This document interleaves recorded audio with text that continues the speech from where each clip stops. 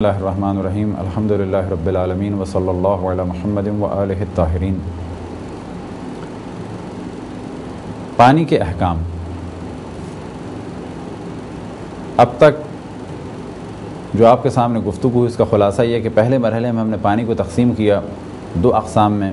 مطلق پانی اور مضاف پانی۔ پھر مطلق پانی کی 5 اقسام آپ کے سامنے بیان کی، جن میں سے پہلی تھی آب کر، پھر آب جاری، اور پھر قلیل پانی، بارش کا پانی اور کنویں کا پانی۔ اب جو گفتگو ہے کہ ان پانیوں کے احکام کیا ہیں۔ کچھ احکام پہلے گزر چکے، یہاں پر جو احکام بیان ہو رہے ہیں وہ مطلق اور مضاف پانی کے عنوان سے ہیں کہ مضاف پانی کے بارے میں اس چیز کی جانب توجہ رہے کہ مضاف پانی چاہے قلیل ہو یعنی کسی بالٹی یا لوٹے میں ہو، یعنی کر سے کم ہو، یا کثیر ہو یعنی کر یا کئی کر پانی ہو، اگر اس میں ذرا سی بھی نجاست گرے تو وہ نجس ہو جائے گا۔ کر پانی کے بارے میں پہلے ہم نے توجہ دلائی کہ جب تک اس کا رنگ یا بو یا ذائقہ نہ بدلے اس وقت تک وہ نجس نہیں ہوتا، لیکن اگر کر پانی ہو لیکن مضاف پانی ہو، فرض کریں گنے کا جوس یا کوئی شربت ہو اور ایک بہت بڑے ٹینک میں ہو، تو کہا جائے گا یہ کئی کر پانی ہے، لیکن کیونکہ یہ آب مضاف ہے اگر اس میں ایک ذرہ بھی نجاست گر جائے تو یہ نجس ہو جائے گا۔ مضاف پانی اگر پریشر کے ذریعے سے گرے تو جس طرح سے ہم نے پہلے قلیل کے بارے میں توجہ دلائی کہ جس طرح سے اوپر کا قلیل پانی نجس نہیں ہوتا نیچے گرنے کی وجہ سے، بالکل ایسے ہی اگر کسی لوٹے یا جگ میں شربت ہو اور کسی نجس جگہ پہ ڈالا جائے تو نجس جگہ پہ گرنے والا شربت یا قلیل پانی یا آب مضاف نجس ہو جائے گا، لیکن جو جگ یا لوٹے میں اوپر ہے وہ نجس نہیں ہوگا۔ اسی طریقے سے اگر پریشر سے نیچے سے پھینکا جائے تو جو اندر پانی ہے اس پمپ کے یا انجیکشن کے وہ نجس نہیں ہوگا، لیکن باہر والا نجس ہو جائے گا۔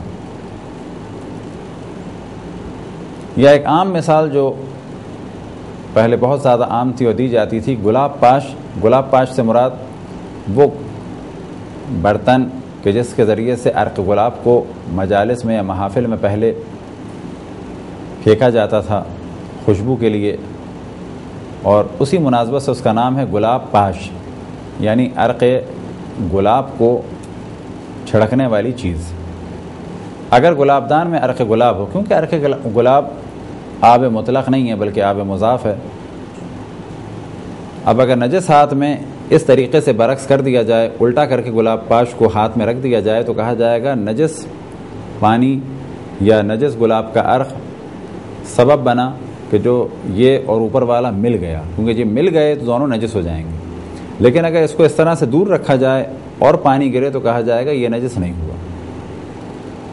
اگر آپ کی نگاہوں کے سامنے ایک پانی ہے اور اس کے بارے میں آپ کو علم نہیں کہ یہ مطلق ہے یا مضاف ہے، تو مطلق اور مضاف پانی کے بارے میں جو ایک اہم چیز پہلے بھی ہم نے بیان کی کہ طہارت کے لیے یعنی نجاست کو ختم کرنے کے لیے اور چیز کو پاک کرنے کے لیے جو پانی استعمال ہوتا ہے ضروری ہے کہ وہ مطلق ہو۔ اسی طریقے سے غسل اور وضو کے لیے جو پانی استعمال ہوتا ہے اس میں بھی شرط ہے کہ وہ مطلق ہو۔ اب اگر ایسا پانی آپ کے سامنے ہے کہ جس کے بارے میں آپ کو معلوم ہی نہیں کہ یہ مطلق ہے یا مضاف ہے تو کہا جائے گا نہ ہی اس سے کوئی چیز پاک ہوگی۔ یہ اور بات ہے کہ اس سے نجاست کو ہٹا دیا جائے لیکن اس چیز کو پاک نہیں مانا جائے گا، کیونکہ پاک کرنے کے لیے جو پانی استعمال ہو شرط ہے کہ اس کے بارے میں ہمیں یقین ہو کہ یہ پانی مطلق ہے۔ اسی طریقے سے نہ ہی اس سے غسل ہو سکتا ہے اور نہ ہی اس سے وضو ہو سکتا ہے، کیونکہ غسل اور وضو کے لیے بھی ضروری ہے کہ جو پانی استعمال ہو وہ مطلق ہو۔ اگر کسی پانی کے بارے میں شک ہو کہ پہلے یہ مطلق تھا، اس کا ہمیں یقین تھا، اب شک کیا ہے کہ یہ مضاف ہوا یا نہیں ہوا، تو کہا جائے گا اگر آپ کو پہلے یقین تھا کہ یہ مطلق ہے تو اب وہ مطلق ہی مانا جائے گا۔ اسی طریقے سے اگر کوئی پانی مضاف تھا، یعنی فرض کریں کہ آپ کے پاس ایک مضاف پانی تھا، اب آپ اس کے بارے میں یہ سوچیں کہ میں شام کو واپس آیا ہوں تو شاید یہ مطلق ہو گیا ہو، تو کہا جائے گا نہیں، اگر آپ کو پہلے یقین تھا کہ یہ مطلق مضاف ہے، اگر آپ کو یقین تھا کہ یہ مضاف ہے تو پھر یہ ابھی بھی مضاف ہے شک کے بعد۔ اسی طریقے سے اگر وہ مطلق تھا، وہ آپ کو یقین تھا اس کے مطلق ہونے کا، تو کہا جائے گا اب یہ مطلق کے حکم میں۔ جس پانی کے بارے میں آپ کو شک ہو کہ یہ مطلق ہے یا مضاف ہے، آپ کو علم ہی نہیں ہے نہ اس کے مطلق ہونے کا نہ مضاف ہونے کا، تو نہ اس سے طہارت ہو سکتی ہے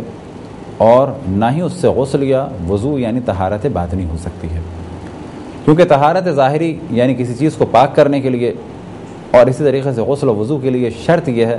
کہ جو پانی استعمال ہو وہ مطلق ہو۔ اب اگلا سوال یہ پیدا ہوتا ہے کہ ہمارے پاس ایک پانی تھا جو پہلے مطلق تھا، اب ہمیں شک ہو رہا ہے کہ یہ کہیں مضاف تو نہیں ہو گیا، تو کہا جائے گا اگر آپ کو یقین تھا کہ پہلے یہ مطلق تھا تو ابھی بھی یہ پانی مطلق مانا جائے گا، اور جس پانی کے بارے میں آپ کو یقین تھا کہ یہ مضاف تھا تو ابھی بھی یہ پانی مضاف مانا جائے گا۔ یہ ایک بہت ہی سادہ اور عقلی سا مسئلہ ہے۔ اسی طریقے سے اب سوال یہ پیدا ہوتا ہے کہ ایک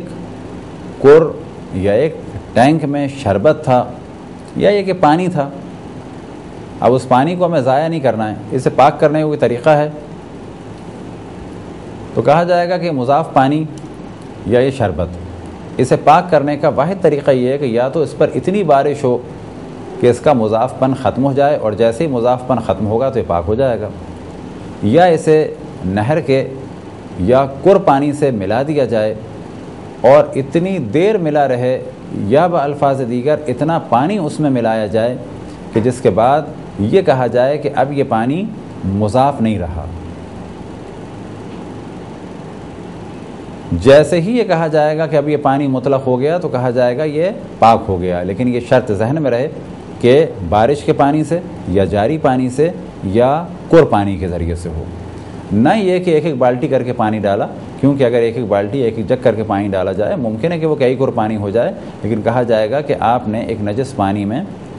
ایک جگ پانی ڈالا وہ بھی نجس ہو گیا، دوسرا جگ پانی ڈالا وہ بھی نجس ہو گیا، اسی طرح سے آپ نے 50 جگ پانی ڈالے وہ 50 کے 50 نجس ہو گئے۔ پاک کرنے کا طریقہ یہ ہے کہ یا اس پر بارش ہو جائے یا اسے جاری پانی سے متصل کر دیا جائے اور یا اسے کنویں کے پانی سے متصل کر دیا جائے اور یا وہ کر کے پانی سے متصل ہو جائے اور اس طریقے سے متصل ہو کہ اس کا مضاف پن ختم ہو جائے۔ پانی ہی کے بارے میں ایک اور مسئلہ جو عام طور پر پیش آ سکتا ہے وہ یہ کہ ایک پانی آپ کے سامنے ہے اور آپ کو نہیں معلوم کہ یہ نجس ہے یا پاک ہے، تو کیونکہ نہیں معلوم یہ پاک مانا جائے گا، کیونکہ حکم کیا ہے؟ کل شیء لک طاہر حتی تعلم انہ نجس یا حتی تعلم انہ قذر، کہ ہر چیز پاک ہے جب تک کہ یقین نہ ہو جائے کہ یہ نجس ہے۔ اسی طریقے سے ایک پانی پاک تھا، فرض کریں کہ آپ اپنے باتھ روم میں ایک بالٹی پانی چھوڑ کے گئے، شام کو واپس آئے تو کہا جائے گا کہ اگر یہ پانی پاک تھا تو ابھی بھی پاک ہے، اور اگر یہ پانی نجس تھا تو ابھی بھی یہ پانی نجس ہی پانی کے حکم میں ہے۔ اب تک آپ کے سامنے پانی کے کچھ مسائل بیان ہوئے، البتہ پانی کے اور طہارات کے اور نجاسات کے مسائل کا سلسلہ جاری رہے گا۔ اگلی جو بحث ہے اس کا تعلق ہے بیت الخلاء سے یعنی ٹوائلٹ سے، لہٰذا احکام بیت الخلاء بیان کیے جائیں گے۔ یہ چیز ذہن میں رکھیں کہ کوشش ہماری یہی رہے گی کہ توضیح المسائل کی ترتیب سے یہ موضوعات ڈسکس ہوں، تاکہ سرچ کرنے والوں کے لیے، ڈھونڈنے والوں کے لیے جب وہ چاہیں کہ توضیح المسائل میں جو ترتیب ہے اسی ترتیب سے ہماری ویب سائٹ میں یا جہاں پر ہمارے دروس ہیں ڈی وی ڈی وغیرہ میں وہاں پر مل جائیں، مزید پریشانی نہ ہو، کیونکہ ان دروس کو بیان کرنے کا، ان درسوں کو بیان کرنے کا ہدف یہ ہے کہ وہ سننے والے جو عام طور پر فقہی مسائل سے بہت زیادہ آشنا نہیں ہیں ان کے لیے گفتگو آسان ہو جائے۔ خداوند تبارک و تعالیٰ سے دعا ہے کہ بحق محمد و آل محمد ہم سب کو دین اسلام کی خدمت کی توفیق عطا فرمائے۔ وصلی اللہ علی محمد و آلہ الطاہرین۔